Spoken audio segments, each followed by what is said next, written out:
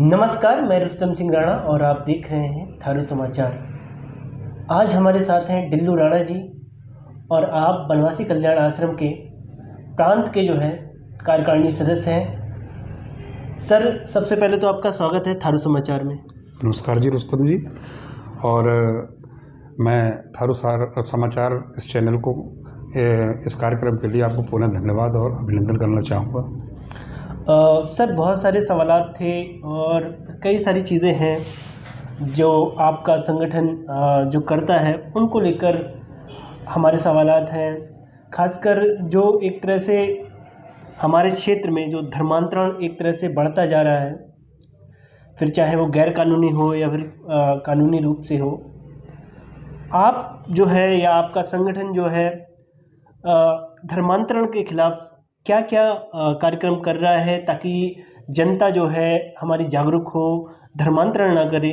एक बार वो हमारे दर्शकों को आप बताइए।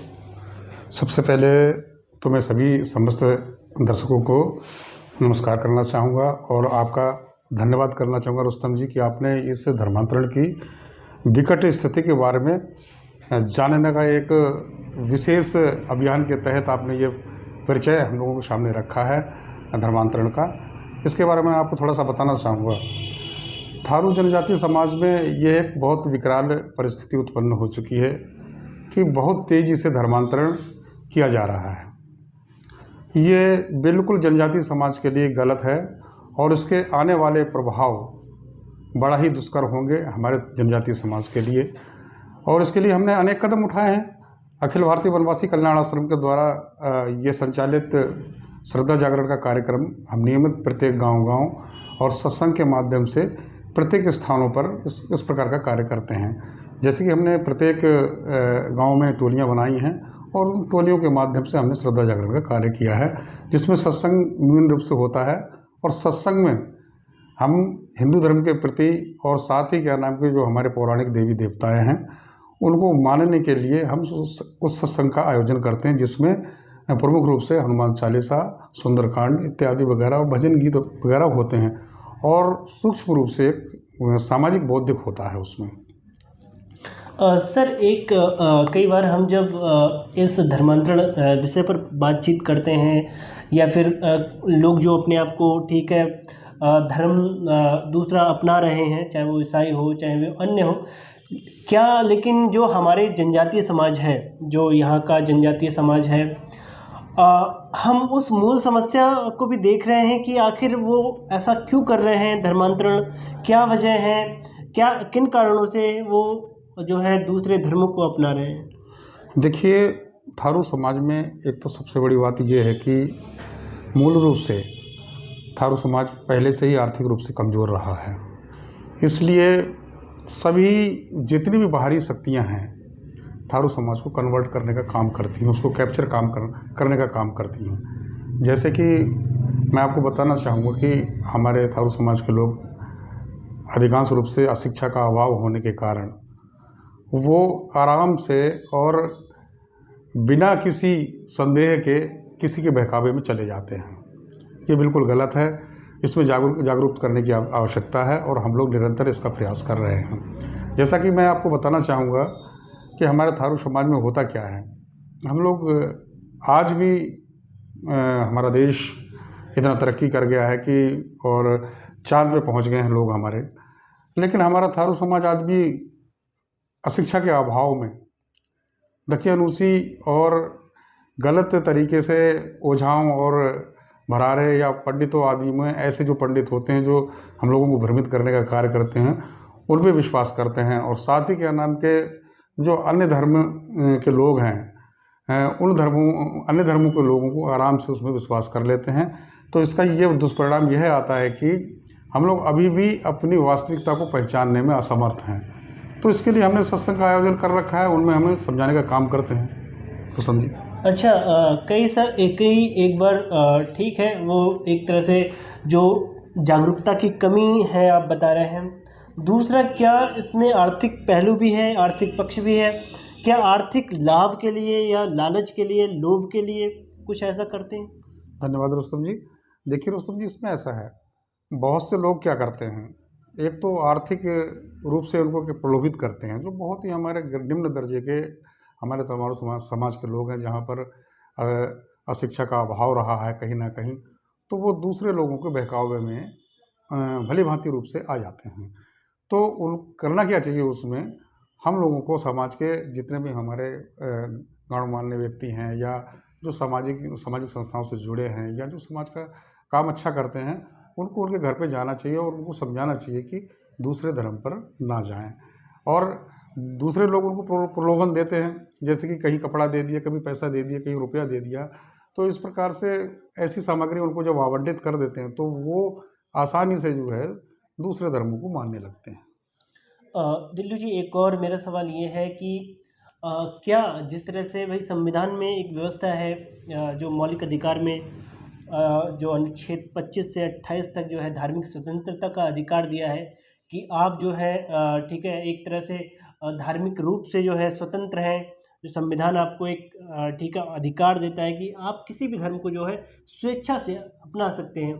तो क्या लोग स्वेच्छा से अपना रहे हैं, या फिर जो आप कह रहे हैं कि भाई ठीक है जो अज्ञानता है, या फिर जो जागरूकता की कमी है, या फिर प्रलोभन है, उस वो चीज़ है? देखिए रुस्तम जी, मैं जहाँ तक मैं समझता हूँ, स्वतंत्रता का अधिकार तो हम सब लोगों को प्राप्त है, परंतु मेरा यह मानना है कि हमारे जनजाति समाज के लोग जितने भी हैं, वो कहीं ना कहीं धन लोलुपता के कारण अपने धर्म को बदलने का कार्य करने लगे हैं।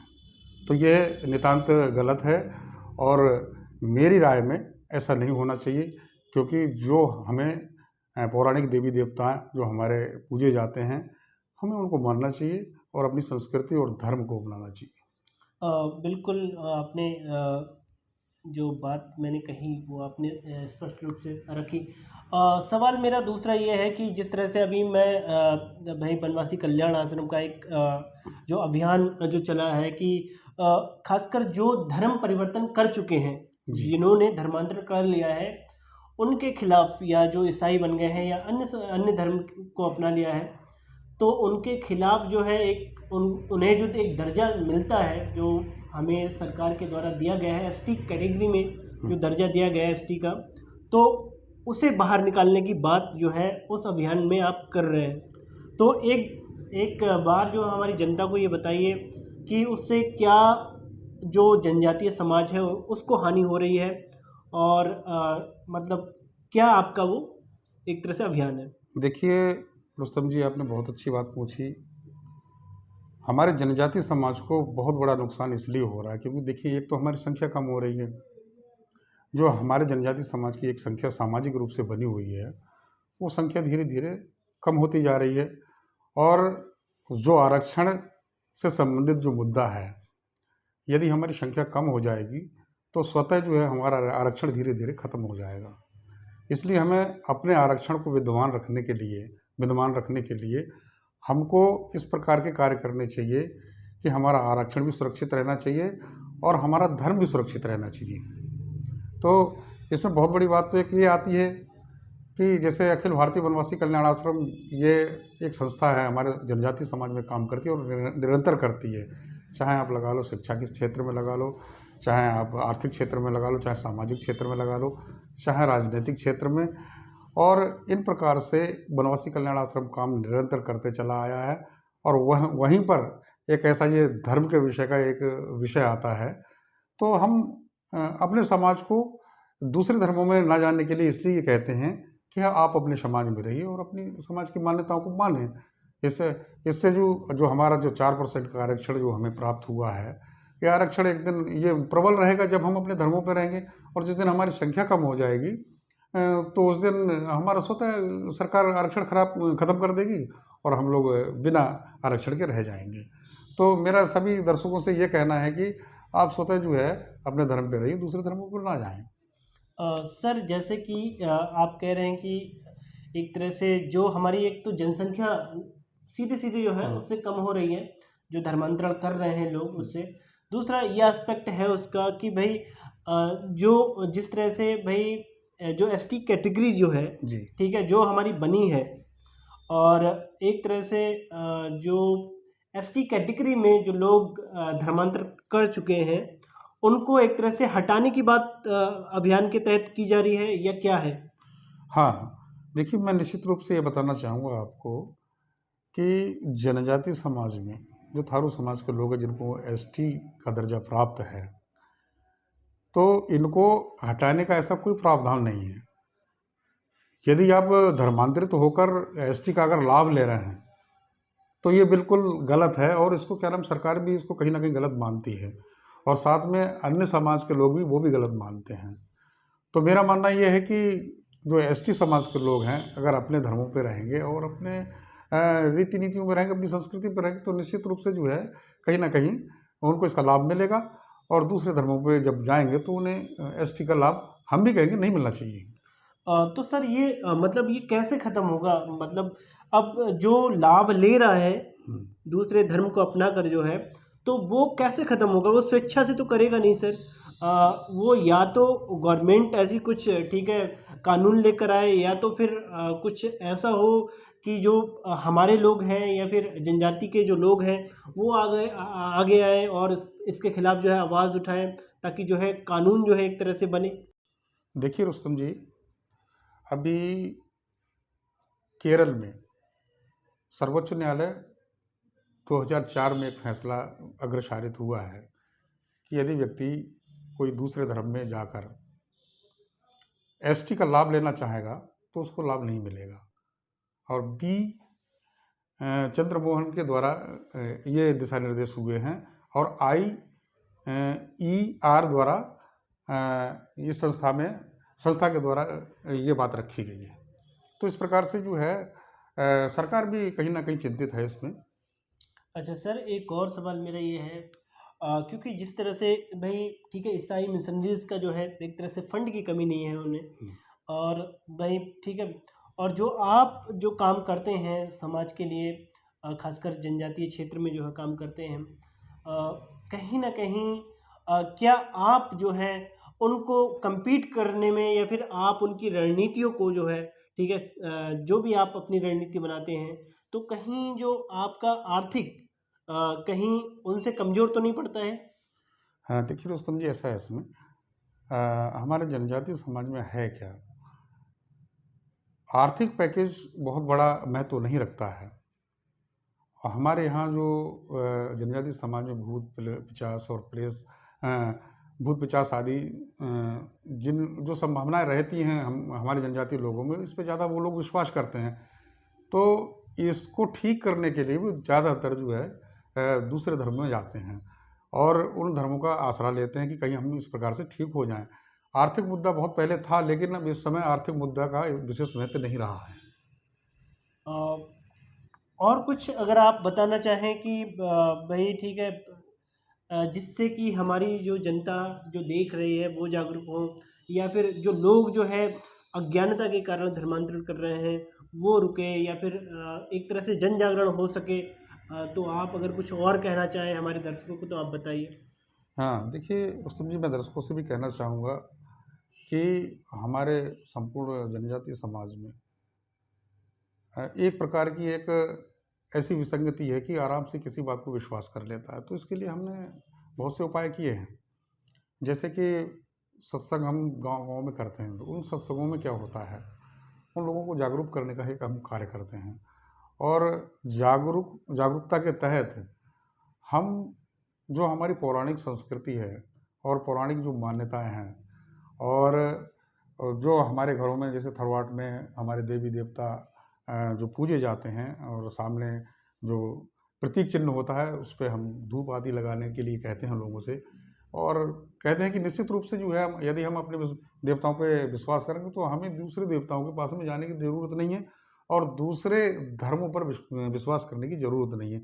यही हमारा पूरा आदिकाल से कार्य करते चले आए हैं और आदिकाल से कार्य करेंगे। तो लोग काफ़ी हद तक माने भी हैं और अभी हमने 169 परिवार जो दूसरे धर्मों में चले गए थे, वो उनको विलय करने का हमने काम किया है और वो परिवार आज फिर से जो हमारी पुरानी संस्कृति है और पुराने धर्म हैं, उनको अपनाया और निश्चित रूप से उनको सफलता मिली है। ऐसे अनेक नाम हैं, नाम तो मैं नहीं कहना चाहूँगा लेकिन वो लोग फिर से अपने घर में पूजा अर्चना कर रहे हैं। इसके साथ साथ हमने गांव-गांव में लगभग 13 मंदिरों का निर्माण कराया है, जिससे कि उनको पूजा अर्चना करने में परेशानी ना हो। तो हमारे 13 मंदिर हमारे बन चुके हैं, ऐसे अनेक गाँव बने हुए हैं और मैं इसको जल्दी ही क्या नाम कि उन एक-एक मंदिर की व्यवस्थाएँ और व्याख्याएँ मैं जल्दी जो है एक पत्रिका के माध्यम से देने वाला हूँ। सर एक और चीज़ है जो मेरे दिमाग में आ रही है जी। कि जिस तरह से भाई जो एक तरह से धर्मांतरण कर चुके हैं तो एक व्यवस्था भी है गांव की जिसे हम सामाजिक बहिष्कार बोलते हैं हुँ। लेकिन मैं देख रहा हूं कि वो भी उतना कारगर नहीं है सामाजिक बहिष्कार का जो एक हम लोग चलाते हैं बावजूद इसके भी कई लोग जो है अपने आप को दूसरे धर्मों में ले जा रहे हैं तो ऐसी क्या व्यवस्था हो सकती है और जिससे कि ये चीज़ें ना हो और ये चीज़ें रुकें। दोस्तों जी, बहुत अच्छी बात पूछी आपने। देखिए, मैं आपको बताना चाहूँगा जैसे कि अब क्या हुआ जब से हमने जन जागरण का ये कार्य किया है, श्रद्धा जागरण का ये कार्य किया है, व्यापक रूप से इसका प्रभाव पड़ा है लोगों में।